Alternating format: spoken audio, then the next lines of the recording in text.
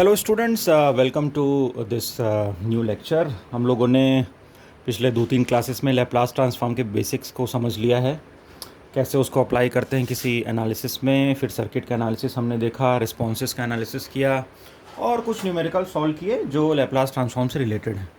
ठीक है, तो ये जो 4th और 5th चैप्टर है, इसमें आप देखेंगे कि बहुत सारे न्यूमेरिकल आपको मिल जाएंगे इसके एक्सरसाइज में, जिसको आप सॉल्व कर सकते हैं और अपने कंसेप्ट को और क्या कर सकते हैं, स्ट्रॉन्ग कर सकते हैं।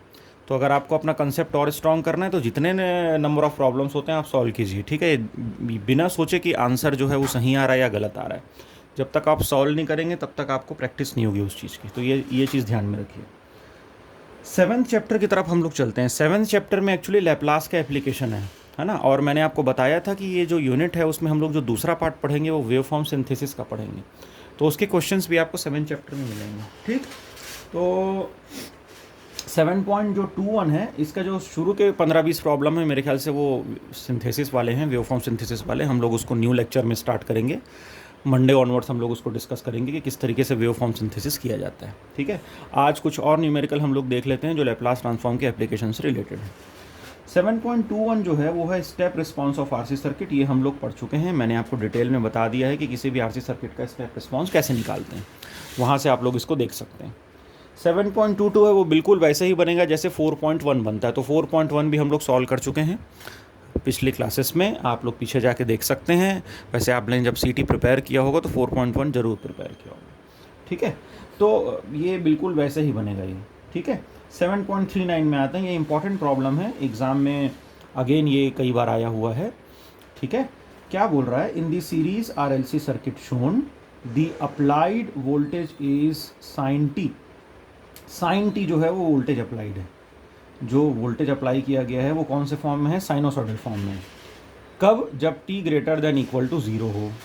Okay, for the element values specified find out the IT। Current find out करना है हमको if the switch K is closed at t equal to 0। इसका मतलब ये सर्किट कब कंप्लीट होगा, जब t इक्वल टू 0 होगा। मतलब t इक्वल टू 0 माइनस पे सर्किट इनकम्प्लीट था, मतलब कोई करंट फ्लो नहीं हो रहा था।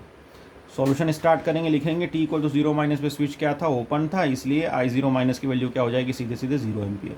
We need not to draw anything because it is given that Vt sine T कब होता है, जब t ग्रेटर देन 0 होता है। और यहाँ पे भी लिखा हुआ है कि जब 0 पे क्लोज हो तभी हमको एनालिसिस करना है। उससे पहले तो वो ओपन था, तो ओपन होने पे सीरीज सर्किट में कोई करंट फ्लो हो ही नहीं सकता है।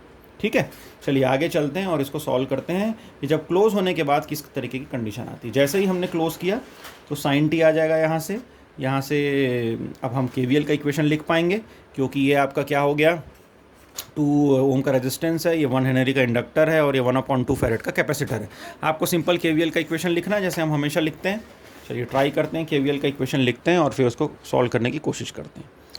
ठीक है, चलिए स्टार्ट करते हैं यहाँ से। तो 2IT लिख सकते हैं इसको, या चलिए 2I लिख लीजिए। ये LdI/dt वाला फॉर्मूला, तो ये 1dI/dt हो गया। L की वैल्यू 1 दी हुई है प्रॉब्लम में। फिर 1/C IT/dt होता है जब हम लोग करंट का इक्वेशन, वोल्टेज का इक्वेशन लिखते हैं किसके अक्रॉस, कैपेसिटर के अक्रॉस। तो 1/C में C की वैल्यू कितनी दी हुई है, 1/2 दी हुई है। 1/2 मतलब क्या हो गया, C की वैल्यू क्या है, कैपेसिटर की वैल्यू है, तो 1/2 वहाँ से आ गया, ये हो गया। और इक्वल टू क्या हो गया, हमारा वोल्टेज सोर्स कितना है, साइन टी है, तो साइन टी हमारा वोल्टेज सोर्स हो गया। और इस तरीके से हम लोग इस चीज़ को लिख सकते हैं। अब क्या किया हमने, अगर हम लोग इसको कन्वेंशनल तरीके से सॉल्व कर रहे होते तो क्या करते, ये d/dt के फॉर्म में हम पूरे इक्वेशन को कन्वर्ट करते हैं। यहाँ से हम इंटीग्रेशन या डिफ्रेंसिएशन जो भी इसको करके हटाना होता वो करते। साइन टी का भी हमको क्या लेना पड़ता, फॉर्मूला लेना पड़ता, तो ट्रिग्नोमेट्रिक एनालिसिस करना पड़ता, साथ में डिफरेंशियल इंटीग्रेशन एनालिसिस करना पड़ता। आप सोच सकते हैं कि प्रॉब्लम और कितना कॉम्प्लेक्स हो जाता अगर मैं इसको नॉर्मल तरीके से सॉल्व करता। तो हमने नॉर्मल तरीके से सॉल्व नहीं किया, इसमें क्या अप्लाई किया, लैप्लास ट्रांसफॉर्म। तो साइन टी का लैप्लास ट्रांसफॉर्म क्या होता है, a/s² + a², ω/s² + a²। तो यहाँ पे a या ओमेगा की वैल्यू 1 है, तो ये हो गया साइन का लैप्लास। ये हो गया 2is, ये SIS - I/0। अगर मैं इसका करूँ तो हमने पिछले क्लासेस में समझ लिया है कि डिफरेंशिएशन जब हम करते हैं तो किस तरीके से होता है उसका, SFS - F(0). तो F(0) मतलब I(0) हो गया। I(0) की वैल्यू 0 है, पिछले सर्किट में कोई करंट फ्लो नहीं हो रहा था, इसलिए सीधा हमने क्या ले लिया यहाँ पे, SIS ले लिया। वैसे ही जब हम किसका एनालिसिस करते हैं, ये 2 ऊपर आ गया, टू ऊपर आ गया तो टू यहाँ से ऊपर आ गया है, ये एफ एस अपॉन एस होता है तो ये आई एस अपॉन एस हो गया है, तो to upon S into I S minus वो जो इंटीग्रल करके जो हम इनिशियल वाला वैल्यू लेते हैं वो भी इस केस में क्या है, ज़ीरो है, इसलिए हमने वो वाला पार्ट इग्नोर कर दिया है। तो इससे और इससे दोनों से जो सेकंड वाला पार्ट है फॉर्मूले का वो इग्नोर्ड है। क्यों इग्नोर्ड है? क्योंकि वो जो वैल्यू है वो इनिशियल वैल्यू को रिप्रेजेंट करता है, और इनिशियल वैल्यू इस केस में कितनी है, 0 एम्पियर है। करंट की कोई value t equals to 0 minus में फ्लो नहीं हो रही है। क्यों नहीं फ्लो हो रही है? क्योंकि उस समय स्विच क्या रहता है, ओपन रहता है according to this particular problem. Okay, so let us move ahead. अब इसके बाद सॉल्यूशन है ये। इसके बाद हमने क्या किया, 1/s², फिर इसको यहाँ से कॉमन निकाला, आई एस कॉमन निकालने के बाद इसको सॉल्व किया, सॉल्व करने के बाद इसको इस तरीके से लेके आए, फिर हमको इस तरीके का अब जैसे ही हमको इस तरीके का फॉर्म मिल जाता है, अब again it has become the it has open the way to solve it by using the partial fraction.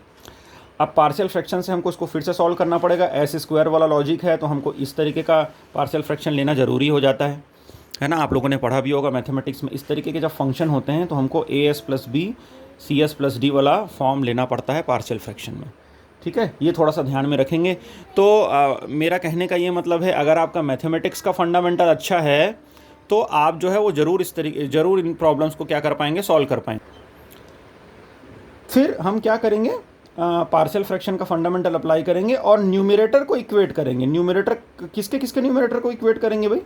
ये हो गया इक्वेशन नंबर 1, ये इसका न्यूमरेटर है, और ये आपका ये आई एस का इक्वेशन है, और ये हमने पार्शियल फ्रैक्शन करके बनाया। ठीक है, दोनों के न्यूमरेटर को इक्वेट करोगे तो यहाँ पे s है, और इसके न्यूमरेटर को इक्वेट कराने के लिए आपको क्या करना पड़ेगा, यहाँ पे मल्टीप्लाई करके इस तरीके से न्यूमरेटर इक्वेट कराना पड़ेगा, इन दोनों का न्यूमरेटर इक्वेट करना। ठीक है, तो ये s इक्वल्स टू ये हो गया, मल्टीप्लिकेशन करने के बाद इस तरीके से आता है। ठीक है, क्योंकि वैसे भी अगर आपको न्यूमरेटर इक्वेट कराना है तो आपको डिनोमिनेटर को एक करना पड़ेगा। बिना डिनोमिनेटर को एक किया आप न्यूमरेटर इक्वेट करा ही नहीं सकते हो। तो आपने इन दोनों इक्वेशन का न्यूमरेटर को इक्वेट कराया है after making the denominator same. ठीक है, तो इस तरीके से हमने न्यूमरेटर इक्वेट कराया, इसको सॉल्व किया। सॉल्व करने के बाद जितने भी अरेंजमेंट थे उसको हमने क्या किया है, s की पावर के हिसाब से अरेंज कर दिया गया है। आपने ये पढ़ा होगा मैथ्स में, ठीक है, फिर भी एक बार मैं बता ही रहा हूँ तो सारी चीज़ें एक्सप्लेन कर देता हूँ। ये s³ हो गया, s² हो गया, ये s हो गया, और ये कांस्टेंट टर्म हो गया। तो ये एक्चुअली यहाँ पे होना था, ये यहाँ पे होना था। ठीक है, कोई बात नहीं। तो s की पावर के हिसाब से हमने इसको अरेंज कर दिया। फिर हम क्या करेंगे, कोएफिशिएंट को दोनों साइड में कोएफिशिएंट जो हैं s³ s² s1 और s की पावर 0 उनको इक्वेट कराएंगे। क्या s³ का इधर कोई कोएफिशिएंट है? नहीं, तो a + c इक्वल्स टू क्या हो जाएगा, 0। 2a + b + d ये किसका कोएफिशिएंट है, s² का। इस तरफ कोई s² है क्या? नहीं, तो ये भी 0 हो जाएगा। ठीक है, 2a + 2b + c into s, इस तरफ कोई है क्या s? यस, ये 1 है, और इस तरफ ये है, तो 2a + 2b + c equals to क्या हो गया, 1 हो गया। फिर ये बचा कांस्टेंट 2b + d, इस तरफ कोई कांस्टेंट है क्या? नहीं है, तो 2b + d इक्वल्स टू क्या हो गया, 0। इन चारों इक्वेशन को हमको इस तरीके से यूज़ करना है कि हमको a, b, c और d की वैल्यू मिल जाए। अगर हमको a, b, c और d की वैल्यू मिलती है तो हम लोग बोलेंगे कि हमारा प्रॉब्लम सॉल्व हो गया। तो इन इक्वेशंस को यूज़ कीजिए और फिर निकालने की कोशिश कीजिए। जैसे यहाँ पे c इक्वल्स टू क्या ले लिया, -a ले लिया, और यहाँ से क्या ले लिया, d इक्वल्स टू -2b। अब इक्वेशन नंबर 3 में चले गए। 3 में d की जगह क्या रख दिया, -2b, तो b इक्वल्स टू क्या हो गया, 2a। जैसे ही b इक्वल्स टू 2a मिला तो इक्वेशन 4 में चले गए, वहाँ से हमने सॉल्व कर लिया। अब देखो, ये कोई स्टैंडर्ड मेथड नहीं है इसको सॉल्व करने का, सबका अपना अपना तरीका होता है कांस्टेंट्स को निकालने का। आपके पास 4 इक्वेशन है, आपको 4 इक्वेशन में वैल्यूज़ को इस तरीके से रिप्लेस करना है कि आपको a, b, c और d की वैल्यू मिले। तो आप a equals to -c put कीजिए, या c equals to -a put कीजिए, d equals to -2b put कीजिए, या b equals to -d/2 put कीजिए। Whatever method you want to apply in your copy, in your answer sheet, apply that according to your logic, है ना। इसका जैसे मैंने बताया कि भाई कोई भी हम लोग कोई सर्किट सॉल्व करते हैं या कोई मेथड हम लोग अप्लाई करते हैं तो उसका कोई ऐसा नहीं होता कि इसको ऐसा ही करना है, हम अपने तरीके से भी उसको कर सकते हैं। तो ए बी सी डी की वैल्यू निकाल लेंगे आप लोग। ए बी सी डी की वैल्यू आती है a की 1/5, b की 2/5, c की -1/5 और d की -4/5। तो इस तरीके से आप इसको निकाल लेंगे। इक्वेशन 1 में फिर हम इसको क्या कर देंगे, सब्स्टिट्यूट कर देंगे, तो इस तरीके का इक्वेशन मिल जाएगा। 1/5 मैंने सबसे कॉमन निकाल दिया है, तो 1/5 सबसे कॉमन है। s + 2 आप पुट कर देंगे, a की वैल्यू, b की वैल्यू, c की वैल्यू और d की वैल्यू, सब में 1/5 1/5 1/5 आप कॉमन निकाल लेंगे, इस तरीके से मिल जाएगा आपको। ठीक है। इसके बाद कुछ नहीं किया मैंने, इसको अलग अलग कर दिया, ये S upon S square plus one लिख दिया और ये two upon S square plus one लिख दिया। लिख सकता हूँ मैं इसको, S plus two upon S square plus one को I can write S upon S square plus one plus two upon S square plus one. Ultimately what I have to do, I have to form the I have to go for the inverse Laplace. तो inverse Laplace find out करने के लिए क्या करना पड़ेगा मुझे, इसको इस तरीके से जमाना पड़ेगा, अरेंज करना पड़ेगा, जिससे मुझे इन्वर्स लैप्लास अच्छे से सीधे या ईजिली निकालते बने। तो इस तरीके से मैंने इसको अरेंज किया, ये माइनस एस माइनस फोर को माइनस एस प्लस वन और इस तरीके से माइनस थ्री बाई, इस तरीके से हम लोगों ने अरेंज कर दिया है। वो माइनस का आप लोग देख लेना, ठीक है। ये माइनस एक्चुअली ये ब्रैकेट में है ना, तभी ये बनेगा क्योंकि ये माइनस फोर है, तो उसको भी थोड़ा सा ध्यान में रखना जब आप लोग सॉल्व करोगे, ठीक है। अब देखिए कॉस ऑफ बी टी का लैप्लास ट्रांसफॉर्म ये होता है, साइन ऑफ बी टी का लैप्लास ट्रांसफॉर्म ये होता है, E to the power minus A T cos B T का लैप्लास ट्रांसफॉर्म ये होता है, E to the power minus sine A T का लैप्लास ट्रांसफॉर्म ये होता है। ये सारे फॉर्मूले हम लोग यूज़ करेंगे, इन सारे फॉर्मूलों को हमको इसमें अप्लाई करना है। तो देखिए 1/5 तो कॉमन है, ये किससे मिलता जुलता फॉर्मूला है, ऊपर वाले से। तो क्या हो गया है, कॉस ऑफ टी, यहाँ पे बी की वैल्यू कितनी है, 1 है, इज इट नॉट, बी की वैल्यू यहाँ पे कितनी है, 1 है। उसके बाद ये है, ये जो नेक्स्ट है ये 2 साइन ऑफ टी है, बिल्कुल ये इस वाले फॉर्मूले से क्या होता है, मिलता है। 2 को आप कॉमन ले लीजिए तो 1/s स्क्वायर प्लस 1 हो जाएगा, ठीक। तो ये क्या हो जाएगा, 2 साइन ऑफ टी। सिमिलरली ये हो गया minus E to the power minus T cos of T, और ये हो गया -3 into E to the power minus T sine T. इसको थोड़ा सा सॉल्व करना पड़ेगा आपको, मैंने आपको एक स्टैंडर्ड मेथड बता दिया है कि किस तरीके से आपको सॉल्व करना है। ये ध्यान रखिए कि हमने पार्शियल फ्रैक्शन अप्लाई किया, ए बी सी डी की वैल्यू को पुट किया, इस फॉर्म में लाए। अब इस फॉर्म में लाने के बाद मुझे क्या करना है, इन्वर्स लैप्लास निकालना है। तो मुझे अकॉर्डिंगली मुझे फॉर्मूले अप्लाई करने पड़ेंगे। उन फॉर्मूलों को अप्लाई करने के लिए मुझे जो भी अरेंजमेंट करना पड़ेगा मैथमेटिक्स में, क्योंकि ये प्योर मैथमेटिक्स हो गया। अब यहाँ पे कोई नेटवर्क एनालिसिस का फंडा नहीं लग रहा है। आपको क्या करना है, इन्वर्स लैप्लास निकालना है। आप ये फॉर्मूले यूज़ कीजिए और इन फॉर्मूले को यूज़ करके क्या कर लीजिए, आप इन्वर्स लैप्लास निकालिए। This is my final answer. I have already told you, you can multiply U T in time domain. जब भी हम टाइम डोमेन में रहते हैं you can multiply U T, frequency domain में नहीं, टाइम डोमेन में आप हमेशा मल्टीप्लाई कर सकते हैं, ठीक है। चलिए ये हो गया प्रॉब्लम। अब इस प्रॉब्लम में चलते हैं। इस प्रॉब्लम में कुछ प्रूफ करने के लिए हमको बोल रहा है, जरा पढ़ते हैं प्रॉब्लम को, क्या प्रूफ करने के लिए बोलता है। At t equals to 0 a switch is closed connecting a voltage source V equals to V sin of omega t, again a sinusoidal voltage, to a series RL circuit। इस समय RL है, सिर्फ C नहीं है। By the method of the Laplace transformation show that the current is given by the equation। ये current हमको proof करके दिखाना है कि इतना करंट आता है इस सर्किट में, और हमको ये जो करंट आ रहा है उसमें जो इम्पीडेंस की वैल्यू वो इतनी है, और ये जो फाई जो एंगल बन रहा है उसकी वैल्यू इतनी है, ठीक है। z क्या है और फाई क्या है ये भी आपको बता के दिया हुआ है प्रॉब्लम में। हमको ये प्रूफ करना है, ये लेके आना है। तो ये मेरा सर्किट है, t को तो 0 माइनस में स्विच ओपन था तो ये 0 एम्पियर रहेगा, बिल्कुल जैसे पिछले केस में था। t इक्वल तो जैसे ही हम 0 पे जाते हैं स्विच क्लोज हो जाता है और इक्वेशन जो है उसका डायग्राम इस तरीके से बन जाता है, ठीक है। तो v sin omega t equals to simply KVL apply किया, v sin omega t equals to RIT plus L DIT by DT। Laplace transform apply करेंगे, ये हो गया लैप्लास ट्रांसफॉर्म किसका, साइन ओमेगा t का। v तो वोल्टेज है वो तो रहेगा ही रहेगा, r का RIS हो गया, और ये आपको पता ही है कि SIS माइनस I0 माइनस लिखते हैं। I0 माइनस की वैल्यू कितनी है, 0। यहाँ पे कोई वैल्यू नहीं थी, इसलिए यहाँ से हम सीधे इसको इग्नोर कर देंगे। अब इसको इस फॉर्मूले के इस फॉर्म में लेके आएंगे, v ओमेगा अपॉन, जो हम हमेशा करते हैं, क्योंकि मुझे IS की वैल्यू चाहिए, IS चाहिए, IS से ही तो IT मिलेगा। तो IS को हमने कॉमन लेके इसको इधर ट्रांसफ़र कर दिया इसके डिनोमिनेटर में, और ये हमारा जो है वो इक्वेशन बन गया। अब इसी को ही हमको सॉल्व करना है और इस तरीके से हमको इस फॉर्म में लेके आना है, ठीक है। चलो आगे चलते हैं। अब क्या करेंगे भाई, अब आपके पास ये फॉर्म आ चुका है। अब इस फॉर्म में आप देखो कि इस फॉर्म के बाद आपको फिर से पार्शियल फ्रैक्शन अप्लाई करना है।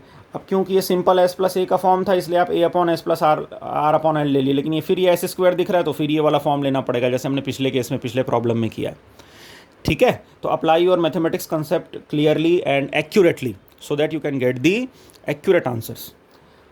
अब हमको फिर से इन दोनों के क्या करना पड़ेगा, न्यूमरेटर को क्या करना पड़ेगा, इक्वेट कराना पड़ेगा। तो इसके न्यूमरेटर में वी ओमेगा अपॉन, ये एल नहीं छोड़ सकते अपन, एल डिनोमिनेटर में ज़रूर है, बट ये V omega upon L is a constant, तो वी ओमेगा अपॉन एल हो गया यहाँ पे, और ये हो गया A into S square plus 1 और बी एस प्लस ई। इसको थोड़ा सा क्या कर लिया हमने, ब्रैकेट ओपन कर लिया है, ठीक है। इसको अब इक्वेट कराएंगे, कोएफिशिएंट इक्वेट कराने के बाद ये आपको वैल्यूज़ मिलेंगी, ए प्लस बी इतना, B R upon L plus equal to this and this, और इससे फिर हमको ए और बी और सी की वैल्यू को क्या करना पड़ेगा, कैलकुलेट करना पड़ेगा। तो A equals to minus B, B equals to minus A आप कहीं भी पुट कर सकते हैं और आप वैल्यूज़ को क्या कर सकते हैं, कैलकुलेट कर सकते हैं, जैसे यहाँ पे कैलकुलेट करके देखा भी है हम लोगों ने। ठीक है, तो आप ये थोड़ा सा समझ लीजिएगा। मैंने सारे कैलकुलेशन समझा भी दिए हैं कि किस तरीके से हम कहाँ पे कौन सी वैल्यू पुट करेंगे। जैसे बी इक्वल्स टू माइनस ए जो है हमने यहाँ पे पुट कर दिया है, तो यहाँ से सी की वैल्यू मिल गई, मुझे मिल गई। यहाँ पे माइनस से पुट करेंगे तो सी की वैल्यू मिल जाएगी उस फॉर्म में, ए बाई आर के फॉर्म में। फिर हमने क्या कर लिया, ए ओमेगा स्क्वायर, सी की जगह यहाँ पे क्या पुट कर लिया, ए आर अपॉन एल, तो A R upon L C की जगह पुट हो गया, ए ओमेगा अपॉन, तो ये हो गया है ना। फिर ए की वैल्यू मिल गई यहाँ से, फिर ए की वैल्यू जैसे ही मिली, जैसे ही ए की वैल्यू मिली वैसे ही मुझे बी की वैल्यू मिल जाएगी। ए और बी की वैल्यू जैसे ही मिली, मुझे सी में यहाँ पे ए की वैल्यू को पुट कर देना है तो सी की वैल्यू मिल जाएगी। तो कुछ नहीं है, ये सिर्फ मैनिपुलेशंस है। मैनिपुलेशंस को ठीक तरीके से यूज़ कीजिए, इसलिए मैंने साइड में यहाँ पे सॉल्व कर दिया है ताकि आपको कोई प्रॉब्लम ना हो उसको समझने में, ठीक है। बट अदरवाइज़ अगर मैं सॉल्व नहीं करता तो भी यू आर स्मार्ट इनफ, आप ए बी सी की वैल्यू निकाल सकते हैं अगर आपके पास ये इक्वेशंस दिए हों, ठीक है। You are in the 3rd semester. तो अब ये ए बी सी की वैल्यू यहाँ से मिल गई, जैसे ए बी सी की वैल्यू मिली वापस यहाँ पे पुट कर देंगे, इन्वर्स लैप्लास निकालने की कोशिश करेंगे। तो भाई जब हमने पुट किया, जो भी कॉमन वैल्यू थी, कितनी कॉमन वैल्यू मिली, सब में जो है कॉमन वैल्यू कितनी आती है, V omega upon R square plus omega L का स्क्वायर, सारे से कॉमन ले लिया।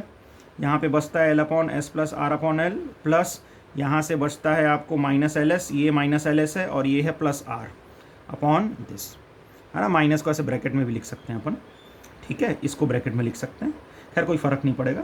अब इन्वर्स लैप्लास ट्रांसफॉर्म लेंगे हम लोग, V omega upon R square plus omega L square. इसका तो इन्वर्स लैप्लास इजीली दिखता है आपको, एस प्लस ए का form, A to the power minus R L upon T.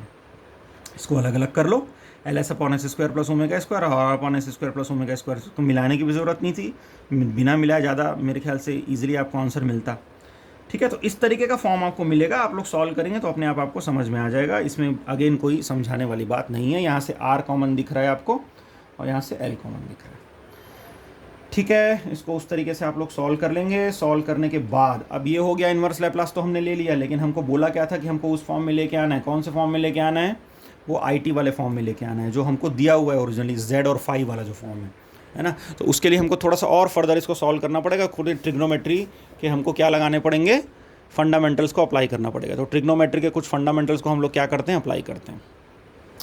z equals to क्या होता है, अगर मैं ये पावर एंगल बनाऊँ, है ना, पावर ट्रायंगल बनाऊँ, तो उसमें ये r होगा, ये ओमेगा एल होगा, ठीक है। और z की वैल्यू हम इस तरीके से निकाल सकते हैं। अभी r और ओमेगा एल ही क्यों ले रहे हैं, क्योंकि भैया प्रॉब्लम में दिया हुआ है, प्रॉब्लम में हम लोग r और ओमेगा एल के अकॉर्डिंग ही सॉल्व कर रहे हैं, इसलिए यहाँ वहाँ से ये आया है।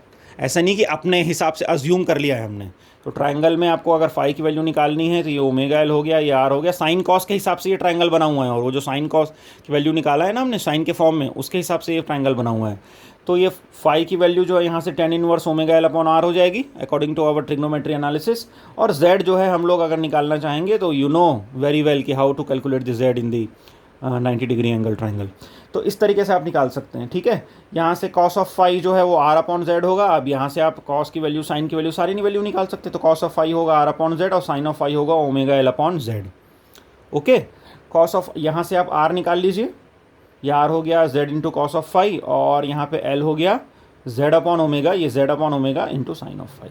इसको यूज़ करेंगे और आर और एल की जो वैल्यू है उसको इक्वेशन और आई टी के इक्वेशन में हम लोग क्या कर देंगे, पुट कर देंगे, ठीक है। तो देखो यहाँ पे नीचे में ये जो नीचे था वो क्या था, R square plus omega L का स्क्वायर, तो उसकी जगह हम सीधे क्या लिख सकते हैं, जेड का square. Can we write, yes we can write. ये तो वही है, इसमें तो कोई चेंजेस की ज़रूरत नहीं। हाँ, ये ज़रूर चेंज हो गया, ये क्या हो गया है, ज़रूर चेंज हो गया। देखिए प्रीवियस इक्वेशन में क्या लिखा है आपने, L cos of omega T और R upon omega sine omega T. अब यहाँ पे देखिए आप उसको किस तरीके से मॉडिफाई करना है। एल की जगह क्या लिखा आपने, जेड ओमेगा साइन फाई, तो एल की जगह क्या हो गया, Z omega sine phi, cos omega T तो पहले ही था, ठीक है। और आर की जगह आपने क्या लिख दिया, जेड ऑफ कॉस फाई, बाकी 1 upon omega sine omega T तो पहले ही था अपने आंसर में। तो सिर्फ हमने आर और एल की वैल्यू को पिछले वाले इक्वेशन में क्या कर दिया, रिप्लेस कर दिया है। अगेन मैं बोल रहा हूँ, जितने न्यूमेरिकल हम लोग सॉल्व करते हैं उसको आपको प्रैक्टिस करना बहुत ज़रूरी है। ऐसा नहीं है कि हमने देखा वीडियो और वीडियो देखने से हमको न्यूमेरिकल बन जाएगा, ऐसा नहीं होगा। जब आप एग्ज़ाम में जाओगे, अभी तो आप ओपन बुक टेस्ट दे रहे हो, है ना, बहुत स्कोप है इसमें कि आप वीडियो देख के एक दूसरे का देख के आप बना सकते हो। लेकिन जब आप एग्ज़ाम दोगे, एग्ज़ाम अगर ओपन बुक टेस्ट नहीं हुआ, अगर आपको सॉल्व करना पड़ा पेपर में बिना देखे, तो क्या करोगे फिर। प्रैक्टिस बहुत ज़रूरी है, नेटवर्क एनालिसिस प्रैक्टिस मांगता है। बिना प्रैक्टिस के you can not solve the problem of network analysis. ठीक है, नेटवर्क थ्योरम है, उसके उसके उसके फॉर्मूले को, उसके एनालिसिस को अच्छे से आपको करने की ज़रूरत है। ठीक है, अब इसमें कुछ नहीं है, इसको मल्टीप्लाई कर दिया गया है, ये ब्रैकेट ओपन करके ये इससे मल्टीप्लाई हो गया, ये एक फॉर्म बन गया, ये पूरा इससे मल्टीप्लाई हो गया, ये एक फॉर्म बन गया, ये जेड कैंसिल हो गया। ठीक है, और ये ओमेगा भी कैंसिल हो गया, जेड अपॉन ओमेगा कॉमन निकल गया, Z upon omega Z cancel, और वी अपॉन जेड और दिस वन। अब ये cos A sine B minus sine A cos B का फॉर्मूला, तो यहाँ पे आप इस तरीके से आप अप्लाई कर दो, साइन ए माइनस बी। तो ट्रिग्नोमेट्री के कुछ इक्वेशंस इसमें लगे हैं और ये फिर प्रूफ हो जाता है जो हमको प्रूफ करना था इनिशियली। तो इस तरीके से हम इसको क्या कर सकते हैं, सॉल्व कर सकते हैं। ठीक है, तो this 2 problems are important, exam में आए हुए हैं, इसको अच्छे से आप लोग प्रैक्टिस कर लेंगे। ठीक है, और क्या बोल रहा है आगे हम लोग चलते हैं, आपको इनिशियल वैल्यू थ्योरम और फाइनल वैल्यू थ्योरम भी आपके एग्जाम में पूछ सकता है। ठीक है, क्या होता है, state and explain the initial and final value theorem. Initial value theorem ये होता है कि अगर मुझे एक्स ऑफ ज़ीरो की वैल्यू निकालनी है किसी भी फंक्शन से, तो ये उसका फॉर्मूला है ना। ठीक है, ये फॉर्मूला है, X of zero equals to limit S tends to infinity S into X of S. ठीक है, it is use to determine the initial value X of zero of the X of T directly from its Laplace transform X of S. अगर मुझे किसी Laplace transform X of S से X of T की initial value X of zero को calculate करना है, तो मैं ये वाला फॉर्मूला यूज़ करूँगा। हमेशा ध्यान रखेंगे, जब हम इनिशियल वैल्यू थ्योरम लगाते हैं तो एस की जो लिमिट है वो टेंड्स टू इन्फिनिटी होती है, और जब हम फाइनल वैल्यू थ्योरम लगाते हैं तो एस की जो लिमिट है वो टेंड्स टू ज़ीरो होती है। अब इसका जो रिलेशन है वो पोल और ज़ीरो से है। अब ये पोल और ज़ीरो मैं आपको इस समय एक्सप्लेन नहीं कर पाऊँगा क्योंकि आप लोगों ने पढ़ा ही नहीं है। जब आप लोग 4th या 5th सेमेस्टर में जाएंगे उस समय आप लोग एक सब्जेक्ट पढ़ेंगे ऑटोमेटिक कंट्रोल सिस्टम, उस समय आप लोग पोल और ज़ीरो के बारे में डिटेल में पढ़ेंगे। आपके पहले वाले जो सीनियर थे उनके सिलेबस में एक यूनिट हुआ करता था सिंथेसिस, जिसको आप हटा दिया गया। मैंने आपको शुरू वाले लेक्चर में भी बताया, सबसे पहला लेक्चर। सिंथेसिस में हम लोग क्या करते हैं, हमारे पास कंपोनेंट वैल्यू रहती है, उस कंपोनेंट वैल्यू से हम लोग नेटवर्क को बिल्ड करते हैं। ठीक है, बाकी सारे जो यूनिट्स हैं एनालिसिस वाले होते हैं, हमारे पास नेटवर्क है और उससे हम लोग इक्वेशन बनाते हैं।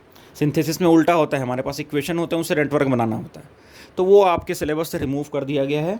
ठीक है, उसमें पोल और ज़ीरो का एनालिसिस रहता है थोड़ा सा, लेकिन अब पोल और ज़ीरो आपने पढ़ा नहीं है तो मुझे अभी मैं एक्सप्लेन नहीं कर पाऊंगा उसको। इतना बस आप अभी के लिए समझ लीजिए कि एस टेंड्स टू इन्फिनिटी पे हमको इनिशियल वैल्यू थ्योरम कैलकुलेट करना है और एस टेंड्स टू ज़ीरो पे हमको फाइनल वैल्यू थ्योरम निकालना है। थोड़ा सा प्रूफ देख लेते हैं। L D X by D T, अगर मुझे इस तरीके का लैप्लास ट्रांसफॉर्म लिखना हो तो मैं इस तरीके से लिखता हूँ इसको, S x S minus X of zero. ठीक है, और अगर मुझे इसको ओरिजिनल स्टैंडर्ड फॉर्म में लाना है तो ये एफ टी की जगह क्या हो जाता है, D X by D T to the power minus D T. ठीक है, अगर एस टेंड्स टू इन्फिनिटी है the integral in the equation 1 vanishes due to exponential factor. यहाँ पे अगर इन्फिनिटी रख दूँ तो ये तो इसकी तो कोई वैल्यू नहीं रहेगी। तो अगर आप इन्फिनिटी रख देते हो, limit S tends to infinity, तो इस तरफ क्या हो जाएगा, ज़ीरो हो जाएगा। ये इन्फिनिटी की तरफ, इन्फिनिटी रखने से ज़ीरो की तरफ जाएगा। And since x zero is independent of S, x of zero में एस का कोई काम नहीं है, इसलिए आप क्या कर सकते हैं, एक्स ऑफ ज़ीरो को रिमूव कर सकते हैं। X of zero initial value हुई और इनिशियल वैल्यू में एस का कोई काम नहीं होता है।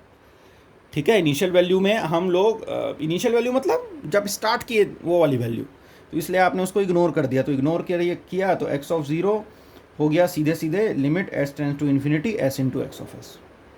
ठीक है, अब ये सीधे सीधे आपका ये फॉर्मूला आके यहाँ से प्रूफ हो गया। तो इस तरीके से आप इसको प्रूफ कर सकते हैं। इसका डिटेल्ड प्रूफ भी होता है, लंबा प्रूफ भी होता है, बट लंबे प्रूफ में हमको नहीं जाना है। ये मुश्किल से 2 मार्क्स में क्वेश्चन आता है, आपको सिर्फ डेफिनेशन लिख के छोड़ देनी है उसकी। बट अगर मान लीजिए कभी प्रूफ भी हो गया तो 7 मार्क्स में आप इसको एक्सटेंड करके एक्सप्लेन कर सकते हैं। X of infinity final value theorem, S tends to zero, it is use to determine the final value V infinity of X T directly from its Laplace transform. फिर से हम अप्लाई कर देंगे। अब इस बार ज़ीरो अगर लिमिट रखेंगे तो ज़ीरो लिमिट रखेंगे, तो ज़ीरो लिमिट रखने के कारण मेरे पास वैल्यू इस तरीके से आएगी। ठीक है, अब एक्स ऑफ ज़ीरो जो है ये तो हट गया यहाँ से, limit X tends to infinity X infinity minus X of zero. X of zero को यहाँ से भी हटा दोगे, यहाँ से भी हटा दोगे, दोनों से रिमूव हो जाएगा। तो एक्स ऑफ इन्फिनिटी क्या मिल गया आपको, limit S tends to zero S into X of S. ठीक है, तो इस तरीके से आप इसको सॉल्व कर सकते हैं। ठीक, in order for the final value theorem to hold, all poles of X S must be located in the left hand side of the S plane, that is the pole must have negative real parts, it is valid for stable system only. अब ये जो चीज़ें हैं आपको तब समझ में आएंगी जब आप पोल और ज़ीरो का एनालिसिस समझेंगे, एस प्लेन को समझेंगे, पोल और ज़ीरो के बारे में समझेंगे। ठीक, अभी आपके सिलेबस में नहीं है, आप इसको इग्नोर कीजिए। नेक्स्ट सेमेस्टर्स में आप ज़रूर समझ जाएंगे कि पोल और ज़ीरो क्या होता है, स्टेबल और अनस्टेबल सिस्टम किसको बोलते हैं। ठीक है, अब कुछ न्यूमेरिकल इसके ऊपर हम लोग देख लेते हैं। बहुत छोटे छोटे न्यूमेरिकल आते हैं, 2 मार्क्स में भी आपसे पूछ सकता है। जैसे कि find out the initial and final value theorem for the following function. ये IT की वैल्यू दी हुई है, हमको इसकी इनिशियल वैल्यू और फाइनल वैल्यू को निकालना है। फटाक से इसका लैप्लास ट्रांसफॉर्म अप्लाई कीजिए। 5ut मतलब ut का 1/s तो 5/s, और e⁻²t मतलब 1/s+2, 1/s+2 तो 3/s+2। इनिशियल वैल्यू थ्योरम ये होता है मेरा initial value theorem. Limit s tends to infinity put करना है। अब s जो सॉरी ये 5 है ना, ये 5 जो है, ओके सॉरी s है यहाँ पे, s into X of S, ये एक्स ऑफ एस। ठीक है, एक्स ऑफ एस ये हो गया, s और s कैंसिल हो गया यहाँ से, तो 5 जो है वो क्या हो गया, कांस्टेंट, तो इसमें हम तो अप्लाई नहीं कर सकते। ये 5 यहाँ से कांस्टेंट निकल गया, माइनस अब 3/s+2 में हमको s tends to infinity apply करना है। हमेशा ध्यान रखना कि s+2 वाले फॉर्म में आप s tends to infinity apply नहीं कर सकते। अगर आप s tends to infinity apply करेंगे तो 3/∞ 0 हो जाएगा। तो इस तरीके से कभी नहीं करते, हमेशा हम उसको 1/s वाले फॉर्म में लेके आते हैं। तो आप क्या करेंगे, यहाँ से क्या किया हम लोगों ने, उसको 1 + 2/s वाले फॉर्म में कन्वर्ट कर दिया। ठीक है, कैसे किया, मैथ्स अप्लाई करो, आपको समझ में आ जाएगा। ठीक है, कैसे किया भाई, यहाँ से s कॉमन ले लिया। जैसे ही आप s कॉमन लोगे तो 1/2 + s हो जाएगा, और ये s और s क्या हो जाएगा, कैंसिल हो जाएगा, तो 3/1 + 2/s आ जाएगा। अब आप लिमिट अगर s की इन्फिनिटी पुट करेंगे तो ये हो गया 0 और ये हो गया 3/1, तो ये हो गया 3, 5 - 3 = 2। तो इनिशियल वैल्यू कितनी आई इस इक्वेशन से, मेरी 2 आई। तो इस तरीके से आप कैलकुलेट कर सकते हैं। वैसे ही अगर इसका फाइनल वैल्यू निकालना है, तो फाइनल वैल्यू निकालने के लिए आप क्या करेंगे भाई, फाइनल वैल्यू निकालने के लिए आप x इन्फिनिटी पुट करेंगे और s टेंड्स टू 0, वही s मल्टीप्लाई होगा। इस बार लिमिट s = 0 पुट करेंगे तो ये इन्फिनिटी हो जाएगा। 1 + इन्फिनिटी क्या होता है, इन्फिनिटी, और 3/∞ क्या होगा, 0। तो आंसर कितना आ जाएगा, 5 आ जाएगा। तो ध्यान रखना, जब आप फाइनल वैल्यू या इनिशियल वैल्यू थ्योरम अप्लाई करेंगे तो s की पोजीशन का आपको ध्यान रखना पड़ेगा। एक और है fs = 5s + 3 s+1। Again same, s into infinity put किया, s+1, और अब फिर से ये s को जो है 3/s और 1/s के फॉर्म में लेके आया, इन्फिनिटी पुट किया, मेरा आंसर 5 आया, और यहाँ पे आंसर कितना आया, 3 आया। सॉल्व करेंगे, आपको अपने आप ही समझ में आ जाएगा। एक और क्वेश्चन आप लोग सॉल्व कर लेना, fs = s² + 6 and s² + 7। ठीक है, इसको मैंने आगे सॉल्व नहीं किया है, ये आप लोग सॉल्व कर लेना, बहुत ईजी है, कुछ नहीं है। जैसे हम लोगों ने मेथड अप्लाई किया वही मेथड आपको अप्लाई कर देना है। ठीक है, तो this is all about initial value and final value theorem. तो इससे रिलेटेड न्यूमेरिकल जो है 2 मार्क्स में, 4 मार्क्स में आपसे पूछे जा सकते हैं। तो this is all about the Laplace transform. हमने लैप्लास ट्रांसफॉर्म का बेसिक, उसके एप्लीकेशन, नेटवर्क में उसका application, initial value theorem, final value theorem, सारी चीज़ें, response, step response, impulse response, सब चीज़ कवर कर लिया है। ठीक है, इतना जो पोर्शन है वो सफिशिएंट है आपको लैप्लास ट्रांसफॉर्म को पढ़ने के लिए, समझने के लिए और उसको अप्लाई करने के लिए। ठीक, नेक्स्ट क्लास में जब हम मिलेंगे तो हम लोग डिस्कस करेंगे कि वेव फॉर्म कैसे सिंथेसाइज करते हैं। फ्रेश पोर्शन है वो, उसको हम लोग न्यू क्लास से स्टार्ट करेंगे। ठीक है, आज के लिए इतना, यहीं पे मैं एंड करता हूँ अपनी क्लास। ठीक है, थैंक यू फॉर वॉचिंग।